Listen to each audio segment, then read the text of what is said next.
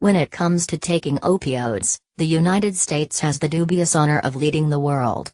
For every 1 million Americans, almost 50,000 doses of opioids are taken every day. That's 4 times the rate in the UK. There are often good reasons for taking opioids.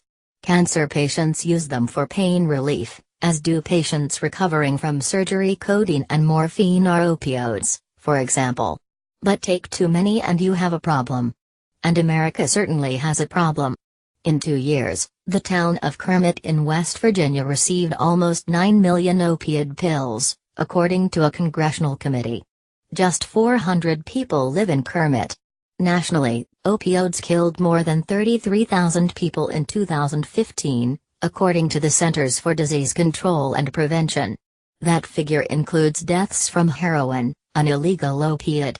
But almost half involved a prescription opioid, that is, a painkiller available from a pharmacy with a note from a doctor. So why does America, more than any country in the world, have an opioid problem? There is more than one cause. But these are some of the most important. Unlike most European countries, the U.S. does not have universal health care paid for by taxes. Instead, Americans must get their own insurance, usually via an employer or the government. Most insurance, especially for poor people, won't pay for anything but a pill, says Professor Judith Feinberg from the West Virginia University School of Medicine. Say you have a patient that is 45 years old. They have lower back pain, you examine them, they have a muscle spasm. Really the best thing is physical therapy, but no one will pay for that. So doctors get very ready to pull out the prescription pad. Even if the insurance covers physical therapy, you probably need prior authorization from the insurer, which is a lot of time and paperwork. The CDC says opioid prescriptions have fallen by 18% from their peak in 2010. But the total is still 3 times higher than in 1999. The US and New Zealand are the only countries that allow prescription drugs to be advertised on television.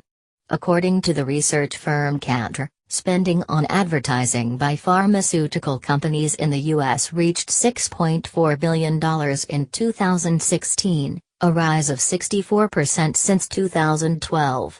None of the 10 most advertised brands in 2016 was an opiate. But mass marketing of drugs has an effect, says Professor Feinberg.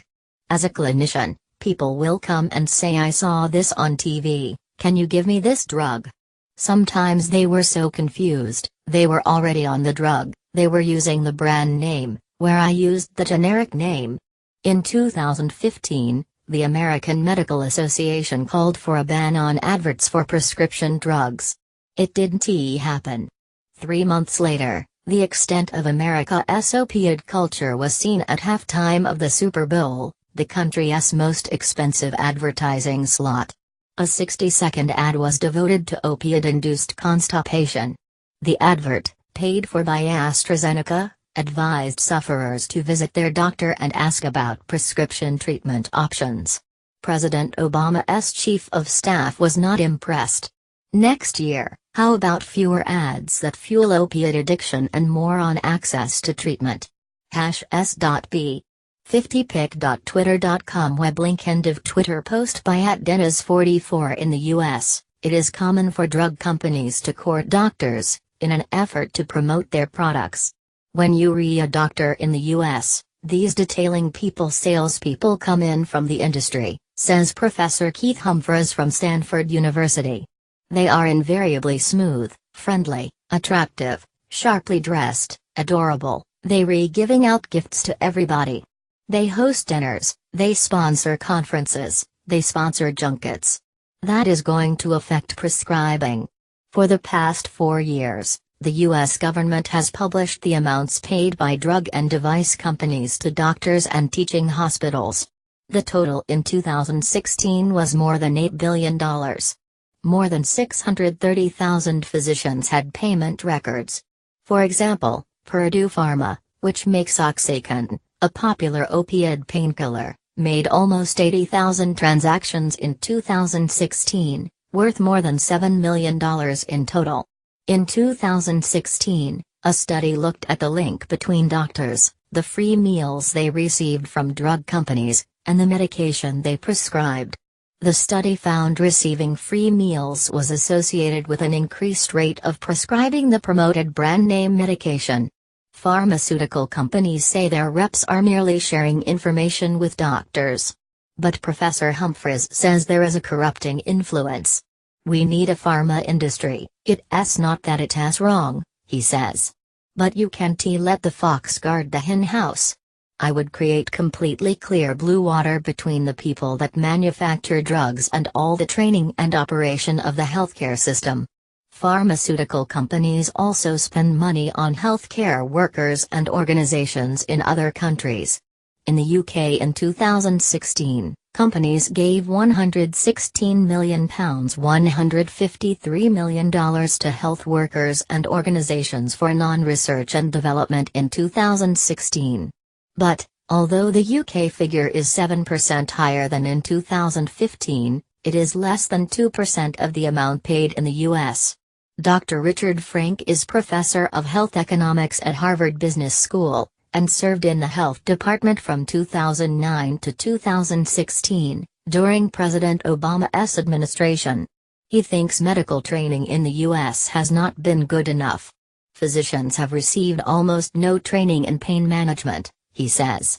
Until recently they have been under some pretty important misconceptions about how addictive various products are.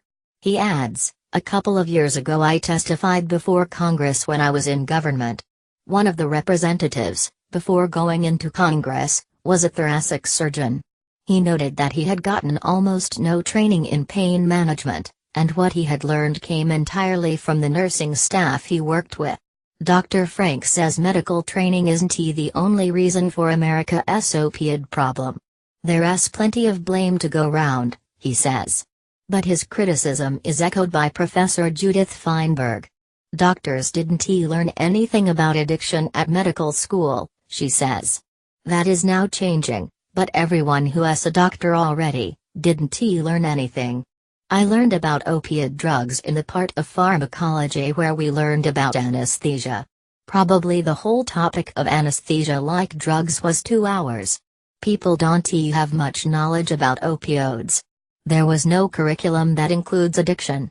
In 1980, Dr. Herschel Jeck wrote a short letter to the New England Journal of Medicine.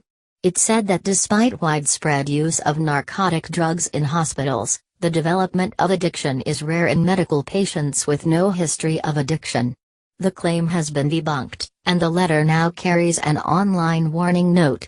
But Dr. Jeck's letter had a big impact. This year, Canadian researchers said the letter had been cited 600 times, usually to claim opioids weren't addictive. In the late 1990s, the Veterans Health Administration, which runs healthcare for military veterans, pushed for pain to be recognized as the fifth vital sign. This gave pain equal status with blood pressure, heart rate, respiratory rate, and temperature. Then in 2001, the Joint Commission, which certifies almost 21,000 U.S. health organizations and programs, established standards for pain assessment and treatment. In 2016, the JC released a statement that claimed that everyone is looking for someone to blame for the opioid problem.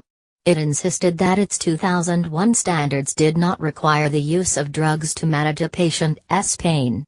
But Professor Feinberg says the VHA and JC's moves meant doctors were under pressure to prescribe strong painkillers, such as opioids, when they may not have been necessary.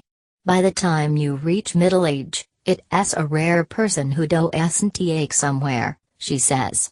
She adds that, in a country where patients rate their doctors, and low ratings can affect doctors' earnings, the score can be influenced by whether patients receive opioids. Some Americans, says Professor Keith Humphreys from Stanford University, believe that life is fixable. I am 51, he says.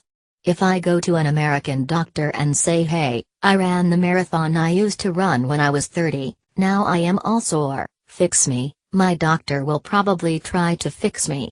If you do that in France, the doctor would say it's life, have a glass of wine, what do you want from me? In 2016, A study compared how Japanese and American doctors prescribed opioids. It found that Japanese doctors treated acute pain with opioids in 47% of cases, compared to 97% in the US.